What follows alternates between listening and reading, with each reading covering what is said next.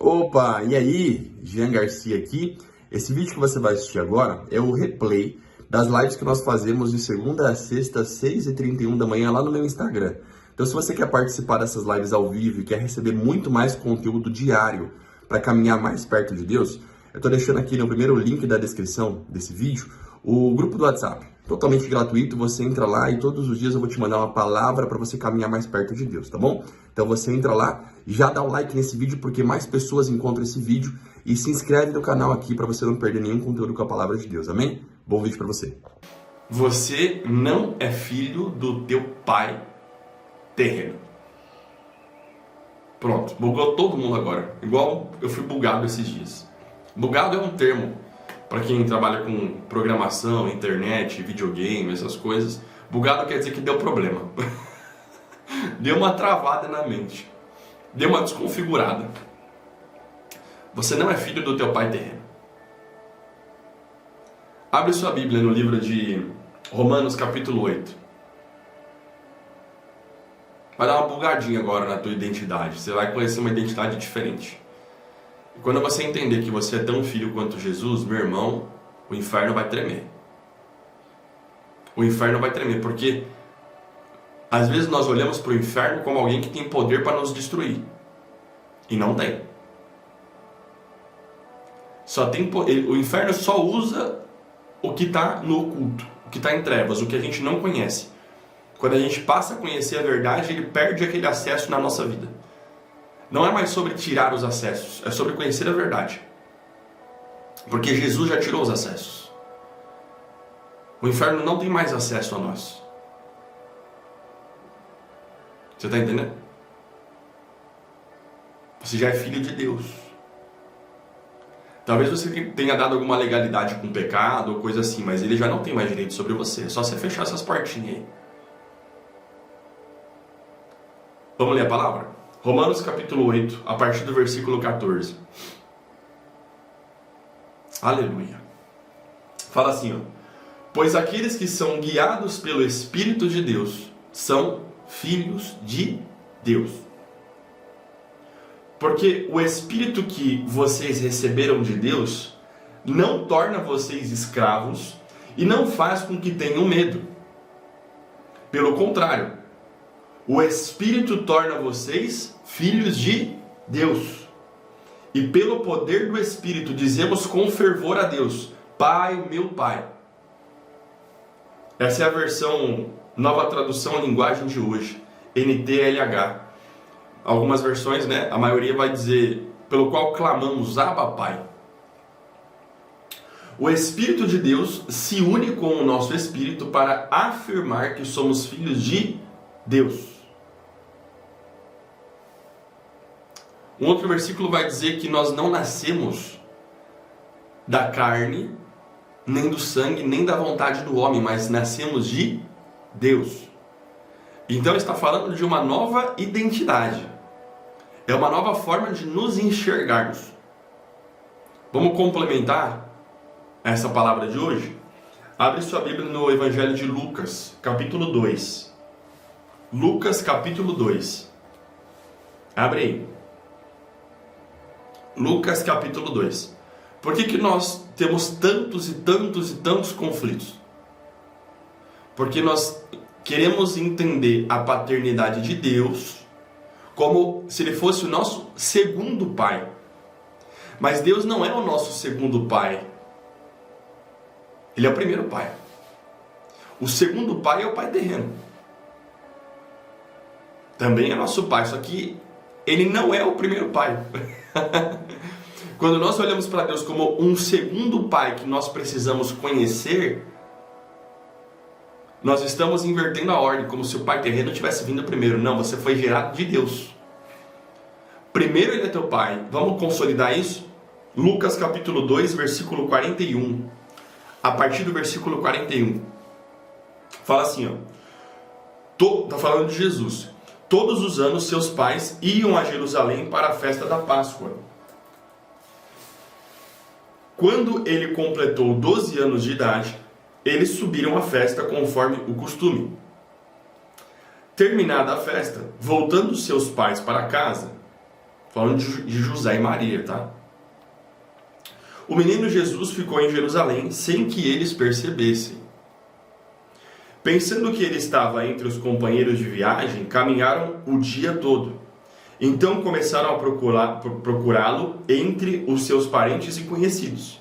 Não o encontrando, voltaram a Jerusalém para procurá-lo.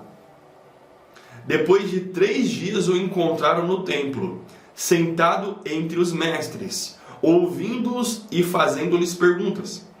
Todos os que ouviam ficavam maravilhados com o seu entendimento e com as suas respostas. Pega aqui agora. Quando seus pais o viram, ficaram perplexos. Sua mãe lhe disse: filho, por que você nos fez isto? Seu pai e eu estávamos aflitos à sua procura. Ele perguntou, olha o que Jesus falou, irmão. Por que vocês estavam me procurando? Não sabiam que eu devia estar na casa de meu pai? Oh, aleluia! Jesus com 12 anos sumiu, irmão. O pai e a mãe dele, terrenos, foram procurar ele. Mas a resposta dele foi: por que vocês estão me procurando? Não sabiam que eu deveria estar na casa do meu pai? Ou seja, quem é o primeiro pai? Quem é o primeiro pai? Nós andamos com a consciência de que Deus é um segundo pai que nós precisamos conhecer e nos relacionar de vez em quando, né? Precisamos buscar um relacionamento, conhecer, né? Mas não, Deus é o seu primeiro pai. Você não é filho do teu pai terreno, você é filho de Deus. Assim como Jesus é filho de Deus, você é filho de Deus. Dá para entender isso? Quem está entendendo isso, irmão? Deus, Deus, Deus. A nossa mente, ela foi programada de um jeito. E por isso que Paulo fala que nós precisamos renovar a nossa mente, para que nós possamos viver a vontade de Deus. Irmão, o inferno não pode te parar. Você carrega a presença do Pai em você. Antes do teu pai terreno, você é filho do Pai celestial. Mas nós olhamos para a paternidade de Deus passando os nossos olhos pelo Pai da terra. Aí a gente nunca compreende o que Deus é. E se nós fizéssemos o contrário? E se nós conhecêssemos o que Deus fala sobre nós, quem o Pai é, e a partir disso nós olhássemos para o Pai da terra? Porque quando nós passamos os nossos olhos primeiro no Pai da terra, nós levamos todos os defeitos do pai terreno para Deus. E se nós invertêssemos a ótica? E se você tivesse a consciência de primeiro ser filho de Deus, como Jesus é filho de Deus? Você é tão filho quanto Jesus. A tua percepção para com a vida já não muda automaticamente? Sim ou não?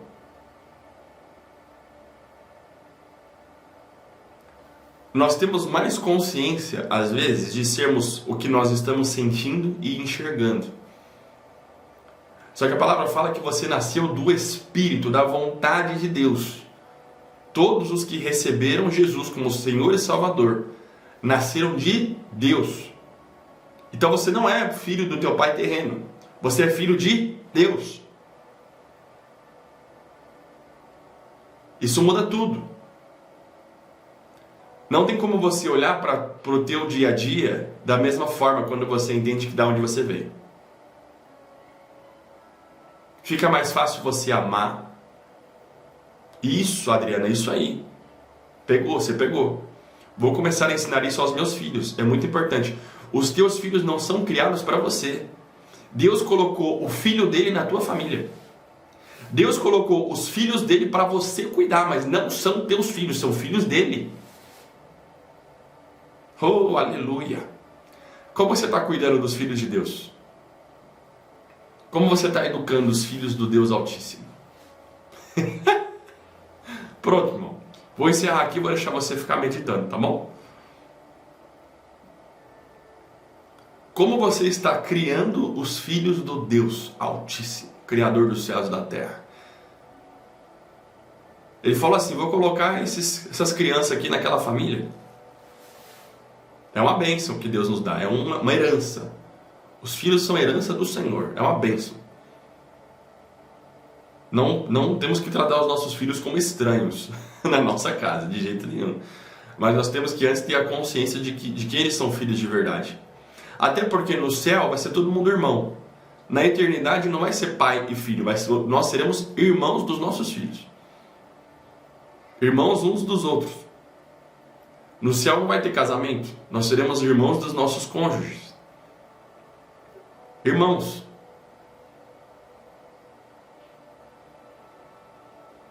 Tá entendendo? Por não ter a visão... Olha como que a palavra vai abrindo o nosso entendimento e mudando a nossa forma de viver, sim ou não? Por isso que a gente precisa só permanecer, porque todos os dias alguma escama cai. Todos os dias algo novo nos é revelado. É maravilhoso, Luciano. Muda tudo. Muda tudo. Tudo. Não se explica. A palavra ela é poderosa. A verdade ela é poderosa. Repare que não é sobre algo que nós precisamos fazer, mas sim descobrir. A verdade ela é uma só, irmão. A verdade é a palavra de Deus. A verdade é uma pessoa, é Jesus. Ele é a própria palavra, ele é a verdade. Tá entendendo? Ele é a verdade. Agora então não é sobre algo que nós precisamos fazer, só sobre algo que a gente precisa descobrir. Sobre alguma verdade que nós precisamos conhecer, porque, irmão, a paz que excede todo entendimento já está disponível. A alegria, o descanso de Deus, o não se preocupar com coisa alguma, tudo isso e várias outras coisas já estão disponíveis para nós. Porque isso não vem com algo que nós precisamos conquistar. Isso já veio com algo que Jesus conquistou por nós. Agora é só a gente descobrir o que Ele conquistou. A palavra. Então todos os dias, conforme você vai tendo contato com a palavra, você vai descobrindo quem você é de verdade. O que você já tem de verdade. Aleluia. Você não é filho do teu pai terreno. Então você vai chegar diante do Pai Celestial, vai falar, aí paizão, como tá o dia hoje? Tudo bom? Você não vai olhar para o seu pai passando pelo filtro do pai terreno, falando, Senhor, eu quero te conhecer. Deixa eu te conhecer. Revela-te a mim, Senhor. Não, você já é filha dele. Você é filha dele antes. Imagina você... Uma vez o Pai me deu, o Pai Celestial, né? Deus me deu essa visão. Eu estava na sala sentado e eu estava imaginando ele na minha frente. Aí eu não estava conseguindo ouvir a voz dele. E eu falei assim, Pai, como eu não estou ouvindo a tua voz, eu vou lá no escritório ler a palavra para ele. Falei. Ele falou, filho, imagina se fosse o teu pai terreno sentado aqui. Você falando isso para ele seria, no mínimo, engraçado, né? Imagina você falando pro teu pai terreno assim, pai, como eu não estou ouvindo a tua voz, eu vou fazer outra coisa. Pai, eu não escuto a tua voz, mas ele está na tua frente. Imagina, que engraçado. Que, no mínimo, ridículo, né? A nossa mente, ela cria processos e nós entramos num labirinto da mente, mas a verdade é uma só. A verdade, ela já é. Irmão, grava isso daqui. A verdade já é uma só. Você não precisa fazer força com a tua mente para encontrar a voz de Deus. Não, você só precisa crer que Ele já está na tua frente. A voz você vai ouvir. É muito, muito fácil depois que você entende. É fácil depois que você entende. Porque existem processos na nossa mente que nós achamos que precisamos nos concentrar para ouvir a voz. Precisamos um monte de burocracia. Né? Nós criamos burocracias na nossa mente para ouvir a voz de Deus. Não. A palavra fala que o véu do templo já foi rasgado. Nós já estamos na presença dele. O Espírito dele repousa em nós. Ele já fala na nossa consciência. Pronto. É só você crer. Agora, se a gente tira a consciência do que já é e traz para um processo mental, nós nos perdemos nos labirintos da nossa mente. Não é sobre você precisar criar uma burocracia, um processo mental para ouvir a Deus. É só sobre você crer. É pela fé. Ele já está na tua frente. Ele já está com você. O pai está feliz agora, porque tem um monte de filho conhecendo ele. Eu estou vendo o pai feliz aqui. Porque tem filhos que estão voltando para casa. Tem filhos que vão passar a conversar com ele diálogos mais longos agora. É só sobre você crer que ele é teu pai. Você não é filho do teu pai terreno. Ele já está com você. Ele já escuta a tua voz. Ele já te responde. Não tem mais burocracia. Não tem mais véu separando vocês. Porque o véu do templo foi rasgado. A presença de Deus já está liberada. Amém?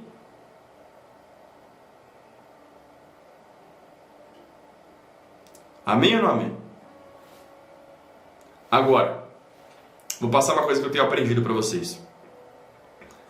O que nos impede, então, de ouvir a voz de Deus? E de habitar na presença dEle? O que nos impede? Ego. O nosso ego. Pega isso daqui, irmão. Isso foi uma coisa que mudou minha vida. O nosso ego nos impede de nos aproximarmos de Deus. Então, muitas vezes, nós queremos ouvir a Deus pelo nosso ego. Ah, o Gia escuta a Deus, eu também quero ouvir. Mas por que você quer ouvir Deus? Para ter as respostas que você quer para a tua vida ou pela sinceridade da comunhão com Ele? Alguns querem ouvir a Deus só para sacar a resposta e seguir a vida na direção que quer. Mas isso é o nosso ego e está tudo bem. Isso é o nosso orgulho. Nós queremos acessar a Deus para viver a nossa vida. Aí existe uma palavra que vocês precisam se lembrar: arrependimento. Você precisa ser o mais sincero possível com Deus. Ora assim, fala: Pai, sonda o meu coração e mostra-me se tem algo que não te agrada. Sonda o meu coração e mostra-me se tem algo que não te agrada. Aí vai começar a pipocar as coisas. Ele vai te mostrar que você quer ir para a presença por vaidade. Ele vai te mostrar que você quer fluir num dom para ter aprovação de homens. Ele vai começar a te mostrar um monte de coisa. O teu orgulho, o teu ego, a tua vaidade, o teu egoísmo. E conforme ele for te mostrando, você vai entregando. Fala: Pai, me perdoa pelo orgulho. Entrega de coração, rasga o teu coração, tudo que você sentir, tudo que ele for te mostrando. Você vai confessando na presença, você se arrepende, pede perdão por ser tão orgulhoso, pede perdão pelo teu ego, pede perdão por viver para você mesmo. Pede perdão por, mesmo Jesus tendo feito o que fez, você continuar vivendo como se ele não tivesse feito. Peça perdão, se arrependa. Humilhai-vos diante da poderosa mão de Deus, para que no devido tempo ele vos exalte. Humilhai-vos. Arrependei-vos. Nós queremos ter uma relação com Deus guardando o nosso eu, preservando a nossa integridade e o nosso bem-estar. Não, é cara no pó. Se arrependa, se humilhe diante dele, quebra esse ego. Você precisa quebrar o ego, porque quando você fizer isso, quando você fizer isso, e você estiver morto dentro de você, só vai sobrar a voz dele. Só sobrará a voz dele. Humilhai-vos. Humilhai-vos. Confesse para ele o que tem no teu coração. Seja o mais sincero possível com ele. Fala: Deus, eu sou orgulhoso. Eu não consigo dedicar em 30 minutos da minha vida para servir alguém, porque eu estou focado em mim. Me perdoa, eu não quero viver assim. Me perdoa por não conseguir passar tempo de qualidade com os meus filhos, porque eu estou interessado em mim. Me perdoa por não conseguir passar nem 20 minutos na tua presença, porque eu quero fazer as minhas coisas. Me perdoa. Quem está entendendo isso, irmão? Isso vai quebrar você.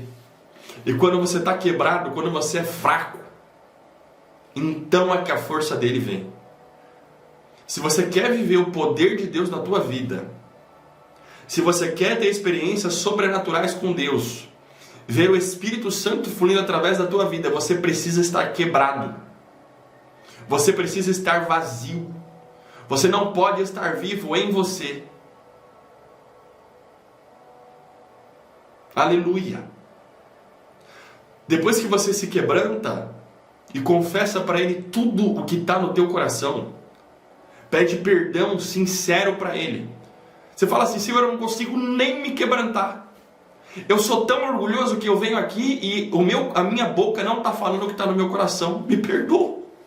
Me perdoa por isso. Nem me quebrantar eu consigo. Quão incapaz eu sou. Fala tudo, não guarda nada, não esconde nada. Depois você vai falar assim, ó: mas está escrito que não há condenação, aleluia, que não há condenação para aqueles que estão em Cristo Jesus. Você se joga no pó, você se quebra diante dele, mas depois você pega o sangue do Cordeiro, para Satanás não ficar te acusando do que você confessou. Senão você fica vivendo como quem, não presta. Não. Você tem tudo isso. Você se arrepende, mas depois você pega o sangue de Jesus e fala: mas eu fui aceito na tua presença. E o Senhor já não olha mais para mim desse jeito. O Senhor olha para mim de outra forma. O Senhor me vê limpo, me vê filho. Eu sou aceito na tua presença. Porque o sangue de Jesus me lavou. Está entendendo? Então você reconhece quem você era. A palavra fala: aquele que muito foi perdoado, muito ama. Se você não sabe pelo que você está sendo perdoado, como você vai amar muito a Deus? Você reconhece o que tem no teu coração, o que tinha, o que você era. Você reconhece o que você está sentindo. Se quebra. Depois você toma posse do sangue de Jesus e fala: mas eu não sou mais refém disso daqui. Mas esse quebrantamento, ele vem para quebrar o teu ego e a tua vaidade. Para mostrar o quanto você é dependente de Deus, da misericórdia dele. Quando você, aleluia, irmão, isso é poderoso, faz isso hoje. Faça isso hoje, você vai provar a presença de Deus como você nunca provou. Eu tenho certeza, depois da manhã vocês dão testemunho. Chega aqui e fala: eu tenho certeza que vai ter testemunho aqui amanhã falando: Jean, eu me quebrei diante de Deus, eu me arrependi do que eu estava sentindo, do meu egoísmo, do meu orgulho, me arrependi de querer a aprovação de homens acima da aprovação de Deus. Eu me arrependi, eu me humilhei, tomei posse do que Jesus fez por mim, me revesti do sangue do Cordeiro e eu senti a presença do Pai como eu nunca senti. Eu tenho certeza que vocês vão falar isso. O que nos impede de viver na presença de Deus, em consciência, em comunhão, é o nosso orgulho. Nós, vivos dentro de nós, querendo fazer as nossas vontades do nosso jeito. Mas quando você se quebra e confessa para Ele, se arrepende de ser tão orgulhoso, meu irmão, se prepara. Arrependimento é uma coisa diária. Diária. Não é sobre você se culpar por algo que Deus te libertou. Ele não te culpa disso. Mas isso é para você, não para Ele. É para você quebrantar a tua alma e reconhecer quem é o Senhor da tua vida. Quando você começa a confessar, você dá espaço para Ele agir e te quebrantar. Fala: Senhor, me quebra. Me quebra. Não é: Senhor, me enche. As pessoas falam assim: Deus, me enche, me enche, me enche. Mas fala assim: Senhor, me quebra e me esvazia de mim. A oração é diferente. Me esvazia de mim, depois vem o me enche. As pessoas querem se encher sem se esvaziar. Não, a oração é: me quebra e me esvazia de mim. Tira as paredes do que eu era. Tira as paredes do meu orgulho. Me quebra, Senhor, porque não sou mais eu quem vive, é Jesus que vive aqui. Não deixa eu viver dentro de mim.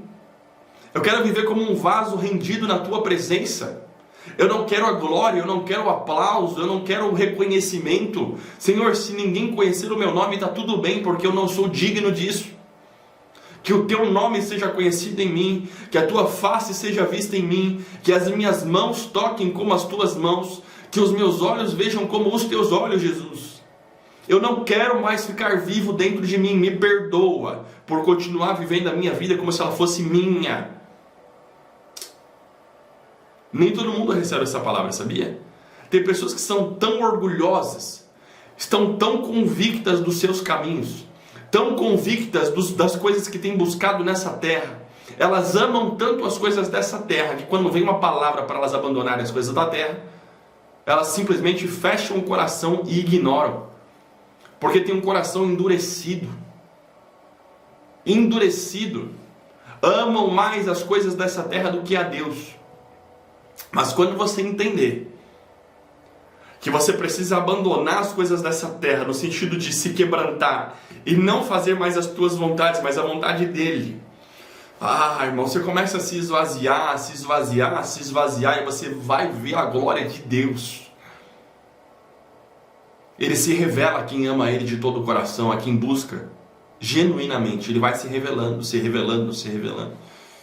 Oh, aleluia! Nem todos querem ouvir essa palavra. Mas essa palavra não é para todos, essa palavra é para os filhos. Jesus falou, as minhas ovelhas escutam a minha voz. Quem é ovelha está recebendo no coração isso que está sendo falado. Quem é ovelha está sendo quebrantado. Quem é ovelha está aprendendo. Aleluia! Vocês estão aqui, não é por acaso, vocês estão vivendo algo novo com Deus. Vocês estão sendo preparados e levantados como um exército para o fim dos tempos. Escuta o que eu estou falando. Não sou eu que falo, é o Espírito Santo que está dizendo. Vocês estão sendo levantados. Pega como profecia para a tua vida, irmão. Isso é uma profecia. Vocês estão sendo levantados para o fim dos tempos. Vocês estão sendo forjados, preparados com um exército de fogo para essa nação. Vocês vão fluir em dons. Vocês vão fluir, vocês vão ouvir a voz de Deus de forma límpida. Vocês vão ser amigos de Deus. Já são, mas vão viver como quem é. Quando Deus quiser usar alguém na terra, vai usar vocês. Vocês estão entendendo isso? Todos esses fundamentos que estão sendo implantados em vocês, construídos em vocês aqui, são fundamentos necessários para que o poder de Deus se manifeste em vocês. Vocês vão ver curas, vocês vão ver milagres, vocês vão orar e os enfermos serão curados. Ei, você não precisa ser capaz. Moisés não era capaz, José não era capaz, Davi não era capaz, Gideão muito menos. Mas Deus pega as coisas loucas desse mundo para confundir os sábios. Ele levanta os humilhados. Ei, se você se acha incapaz, você está igualzinho Moisés quando foi chamado. Tudo isso que está sendo revelado a vocês aqui são fundamentos necessários para que o poder de Deus possa ser derramado em vocês. Vocês estão entendendo isso? Porque se o poder de Deus é derramado... Aleluia! Ele me lembrou de um sonho que agora que eu tive. Eu estava orando, meses atrás eu estava orando assim, Senhor, envia fogo. Eu quero o teu fogo, eu quero o poder, Senhor. Para libertar a tua igreja, manda fogo, fogo, fogo, fogo. E aí ele me deu um sonho naquela noite. Ele me deu um sonho. Eu vou resumir o sonho, que ele é muito complexo, muito doido. Às vezes, eu me admiro com o roteiro dos sonhos, às vezes. São roteiros assim que você fala, da onde Deus tirou essa ideia? Mas eu vou resumir. Tinha um ataque vindo do inimigo no sonho. Eu estava numa terra e tinha um ataque vindo. E eu falei para um cara do meu time, né, do meu clã, nessa terra. Eu falei, coloca uma armadilha de fogo lá. Instala essa armadilha no caminho, como se fosse uma mina terrestre. Eu falei, instala essa armadilha. Mas quando eu falei instala essa armadilha, o rapaz começou a pegar fogo. E aí chegou um outro rapaz, apagou o fogo dele e falou, não pede isso não. Não pede isso não. Não faz isso não. Eu vou resumir o significado. Deus falou assim, você está orando por fogo. Mas se eu mandar fogo do jeito que você está agora, você não vai aguentar. Porque ainda tem orgulho em você. Ainda tem vaidade em você. Você ainda está vivo em você. Se você orar por fogo e eu mandar fogo do céu, se eu te der poder do Espírito agora, você vai sucumbir, você não vai aguentar. Então não ora mais por isso agora. Tudo quanto pedirdes em oração, crendo, recebereis. Vai pedir fogo? Vai receber fogo. Vai receber fogo, mas pode te derrubar o fogo. O que é o fogo? É o poder do Espírito Santo, irmão. Cura, sinais, maravilhas, ressuscitar mortos. Sim, acontece. Quem é espiritual sabe. Aleluia. Então, antes de Deus mandar o fogo que Ele quer, E eu vou te falar, para o final dos tempos, precisa do fogo. O inferno está se levantando com tudo, mas ele não vai prevalecer. Vocês viram o que aconteceu na Olimpíada? O mundo está cada vez pior. E Deus vai nos equipar com fogo. Ele vai nos equipar com fogo.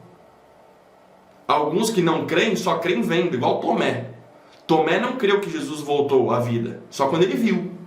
Alguns precisam ver sinais e maravilhas para crer. Deus vai equipar a igreja com fogo.